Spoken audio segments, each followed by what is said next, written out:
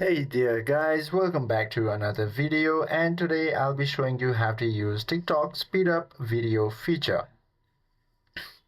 Now to use this TikTok speed up video feature, it depends whether it's in your FYP and you are viewing a video or you are going to upload your video.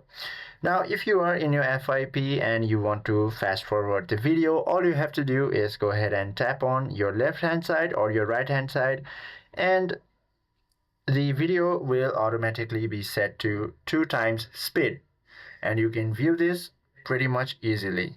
Now if you are going to speed your video, if you are going to record it, all you have to do is tap on this plus icon, then select any of the media. Now once you have selected your media, you should be able to find this edit option. Go ahead and tap on it, then select your video from the timeline grid, and you should be able to find this speed button. Go ahead and tap on it. Now you can see this scroll bar for speed. Now the further I go, the faster the video gets. The lower I go, the slower the video gets. So to speed up your content, all you have to do is set to 2 times if you want to set it faster. And once you're done, all you have to do is tap on this OK button and then tap on this arrow button, and your video is fast forwarded. I hope this video helps you out a lot. If you have any questions or queries, please do comment down below.